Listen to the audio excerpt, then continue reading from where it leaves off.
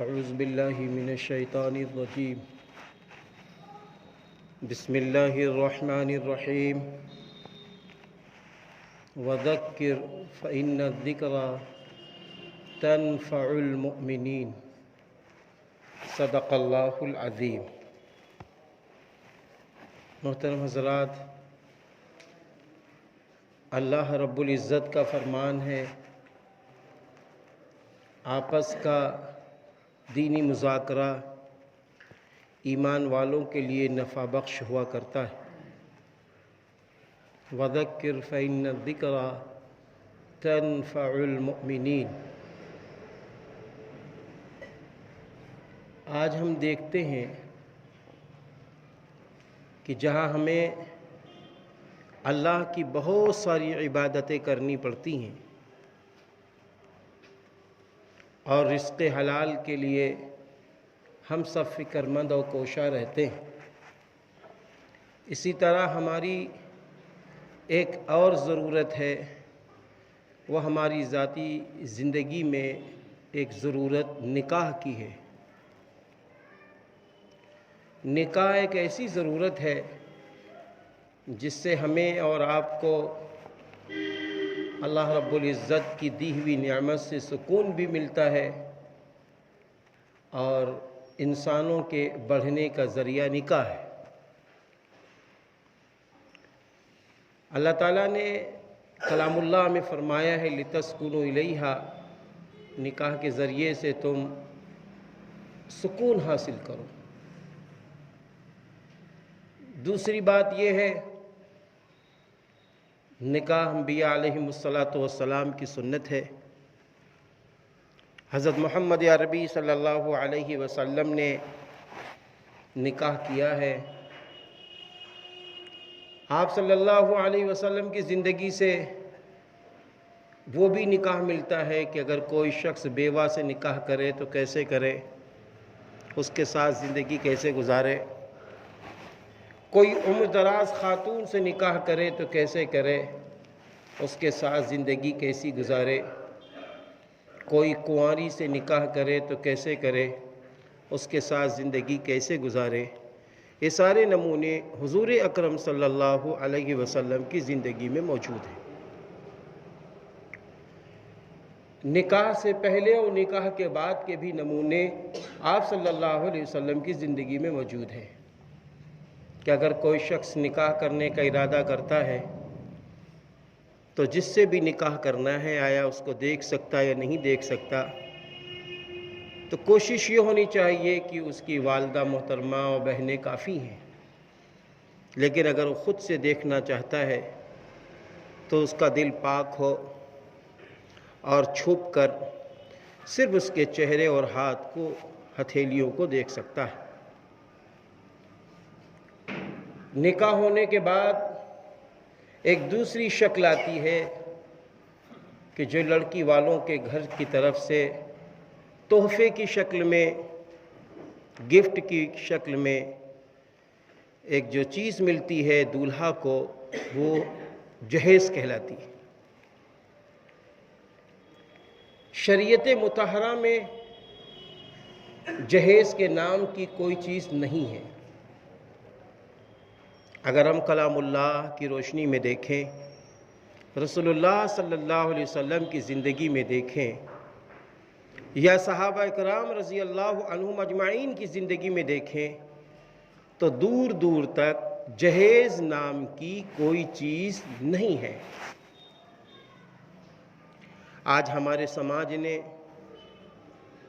یا یوں کہیے ہم نے، لڑکی والوں پہ طرح طرح کے ظلم ڈھائے، جہیز کے نام پر، بارات کے نام پر، منگنی کے نام پر، مختلف اور دعوت کے نام پر۔ ہم دیکھتے ہیں کہ جب کوئی شخص کہیں سے شادی کرنا چاہتا ہے تو اس کی زبان پہ دو جملے ہوتے ہیں، بھائی میرے مہمانوں کی عزت کر دینا، باقی جو دے دو گے تو ٹھیک ہے، نہیں دو گے تو بھی ٹھیک ہے۔ شرعی اعتبار سے بارات کا کہیں سے ثبوت نہیں ہے۔ لڑکی کے گھر والوں کے ہاں دعوت ہی نہیں ہے۔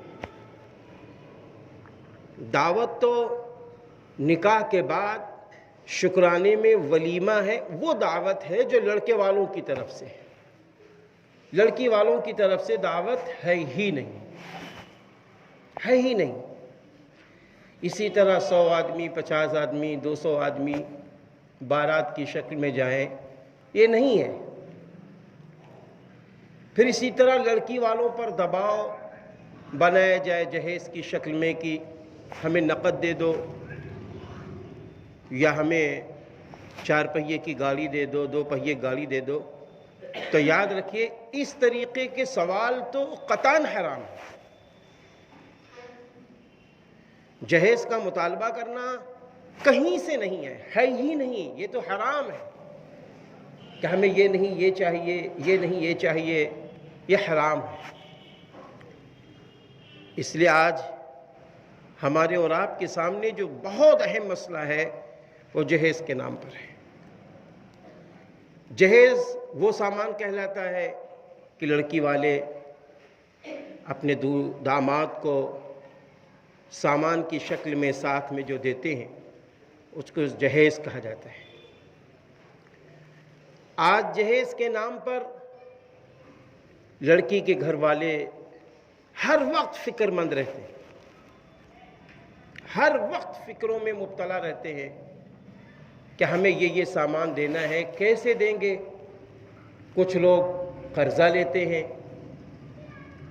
کچھ لوگ اللہ معاف کرے جیسے ہی بچی پیدا ہوتی ہے تو فوراً رقم فکس کر دیتے ہیں، یہ اس کے لیے کہ ہمیں بیٹی کا جہیز کا انتظام کرنا ہے۔ لڑکی پیدا ہوئی، 20,000 30,000 50,000 روپے بینک میں فکس کر دیا کہ جب میری لڑکی 18 سال کی اور 17 سال کی اور 20 سال 21 سال کی ہو جائے گی تب اس کو نکالیں گے اور اپنی بیٹی کا نکاح کریں گے اور جہیز دیں گے۔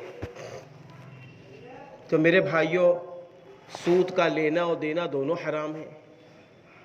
جو لوگ اپنی بیٹی کے نام پر، بیٹوں کے نام پر بینک میں رقم فکس کر دیتے ہیں، جتنی رقم انہوں نے رکھی ہے 20 سال کے بعد اتنی ہی رقم لینے کے وہ حقدار ہیں، اس سے زیادہ 1 روپیہ بھی اگر وہ لے رہے ہیں تو یہ سود ہے، اور سود کا لینا دینا دونوں حرام ہے۔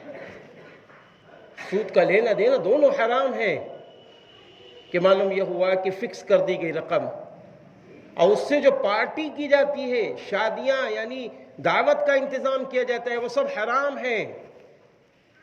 جو لوگ کھا رہے ہیں تو ان کو حرام کھلایا جا رہا ہے۔ تو جہیز کے نام پر ابھی آپ دیکھیے کہ چند ہی روز گزرے ہیں، ایک خاتون نہیں، ایک عائشہ نہیں، سینکڑوں عائشہ، سینکڑوں فاطمہ، سینکڑوں ام کلثوم، سینکڑوں حضرت رقیہ، سینکڑوں حضرت زینب اس حال میں دنیا سے جا رہی ہیں۔ کوئی جلائی جا رہی ہیں تو کہیں کچھ ہو رہا ہے، تو کہیں تانے مل رہے ہیں، تو کہیں کچھ ہے۔ یہ سارے مرحلے ہمارے اور آپ کے سامنے آئے دن یہ سننے میں آتا ہے کہ فلاں کی طلاق صرف اس وجہ سے ہو گئی کہ جہیز نہیں لے۔ ابھی کل کا ایک واقعہ ہے، کل کا، کہ ایک ہمارے خیر آباد کی خاتون ہے، مچریٹا یا کہاں سے ان کا نکاح ہوا، اس کے بعد میں پتہ چلا کہ وہ خود خاتون کہتی ہے کہ انہوں نے کہا تھا ہم کچھ نہیں لیں گے، اور اس کے بعد میں جب میں شادی ہو کر ودا ہو کے میں گئی ہوں تو سب سے پہلا مطالبہ تھا کہ ارے ہم نے کہا تھا لیکن گھر والے تو کچھ دے دیتے، جس کی وجہ سے میری طلاق ہو گئی۔ پھر دوسرا نکاح میں نے لکھنؤ کھدرے میں کیا، وہاں پر بھی یہی مسئلہ درپیش ہوا، میرے ماں باپ پاس اتنا ہے نہیں، دعا کر دیجئے وہ رشتہ برقرار رہے۔ تو الغرض کہنے کا مقصد یہ ہے میرے بھائیوں، جس کام کو رسول اللہ صلی اللہ علیہ وسلم نے نہ کیا ہو، بعض لوگ کہتے ہیں کہ رسول اللہ صلی اللہ علیہ وسلم نے اپنی بیٹی حضرت فاطمہ رضی اللہ تعالی عنہا کو دیا ہے، تو میرے بھائیوں آپ بھی سن لیں کہ حضور اکرم صلی اللہ علیہ وسلم کی 4 بیٹیاں تھیں۔ 4 بیٹیوں میں حضور پاک صلی اللہ علیہ وسلم نے 3 بیٹیوں کو کچھ نہیں دیا۔ حضرت فاطمہ الزہرا رضی اللہ تعالی عنہا کو جو چیز دی ہے وہ دیا نہیں ہے، بلکہ حضرت علی رضی اللہ عنہ کی جانب سے دیے ہوئے رقم سے آپ نے انتظام کیا ہے، سامان کو تیار کیا، کیونکہ حضرت علی رضی اللہ عنہ آپ کے گھر ہی میں پلے تھے، جہاں حضرت فاطمہ رضی اللہ تعالی عنہ کو ساتھ میں رہنا تھا، وہاں پر کیا تھا، کوئی ایسا سامان نہیں تھا جو ضروری چیزیں ہوتی، چکی ہے، مشکیزہ ہے، تکیہ ہے، ایسی ضروری چیزیں نہیں تھی اس گھر میں۔ حضور صلی اللہ علیہ وسلم نے حضرت علی رضی اللہ عنہ کو بلایا، اور بلانے کے بعد فرمایا، علی کیا تمہارے پاس مہر ادا کرنے کے لیے اور ضروری سامان کے لیے کچھ ہے؟ فرمایا اللہ کے رسول میرے پاس زرہ ہے۔ فرمایا لاؤ۔ وہ زرہ رسول اللہ صلی اللہ علیہ وسلم نے فروخت کروائی، یعنی مارکیٹ میں اس کو بھیجا کہ اس کو بیچو۔ وہ زرہ حضرت عثمان رضی اللہ عنہ نے 480 دراہم میں خرید لیا۔ خریدنے کے بعد زرہ بھی واپس کر دی اور رقم بھی دے دی۔ تب رسول اللہ صلی اللہ علیہ وسلم نے اسی رقم سے مہر اور ضروری سامان کا انتظام کیا۔ نبی نے جہیز دیا نہیں بلکہ انتظام کیا، سامان کو تیار کیا۔ تو اس لیے میرے بھائیوں، جہاں تک جہیز کی بات ہے، جہاں تک جہیز کی بات ہے، اس میں ہم ہوں یا آپ ہوں، سب سماج میں جی رہے ہیں۔ اگر سماج میں ہم ایک فیصلہ لے لیں، ایک فکر لے لیں کہ آج وہ سامان جو ہمارے گھروں میں موجود ہے، جب بھی کوئی شادی کرتا ہے اس کے گھر میں بہت سارے سامان موجود ہوتے ہیں، تلا اوپر سامان آ جاتے ہیں جو رکھے رہ جاتے ہیں، کام بھی نہیں آتے۔ اگر ایک فیصلہ لے لیں کہ نہیں بھائی ہمیں لینا ہی نہیں ہے، تو میں سمجھتا ہوں سماج پر ایک بہت بڑا احسان ہو جائے گا۔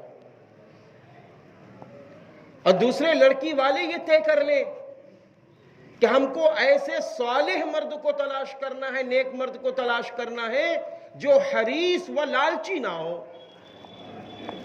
دونوں طرف سے مسئلہ ہے۔ ایک روایت میں ہے کہ حضور پاک صلی اللہ علیہ وسلم نے فرمایا، اے نوجوانوں تم صالحہ سے شادیاں کیا کرو، صالحہ کو تلاش کرو۔ اور دوسری روایت میں ہے کہ حضور پاک صلی اللہ علیہ وسلم نے ارشاد فرمایا، اگر کسی مرد نے کسی عورت سے شادی اس کے مال کے وجہ سے کی، اس کے جائیداد کی وجہ سے کی، تو شادی کرنے کے بعد اللہ تعالیٰ مزید اس کو تنگ دست بنا دیتا ہے، یعنی اس کی روزی کی برکتیں اڑ جاتی ہیں،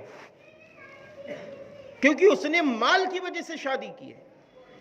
شادی کی 4 باتیں بتائی گئی ہیں، مال، حسن و جمال، برادری اور نیک، یعنی صالحہ۔ آپ صلی اللہ علیہ وسلم نے فرمایا جس نے صالحہ سے شادی کی، نیک خاتون سے شادی کی، یہ شادی میں برکت ہے۔ تو اس لیے ہمیں بھی چاہیے کہ ہم صالحہ خاتون کو تلاش کریں، نیک خاتون کو تلاش کریں، اور لڑکی والوں کو چاہیے کہ نیک مرد کو تلاش کریں۔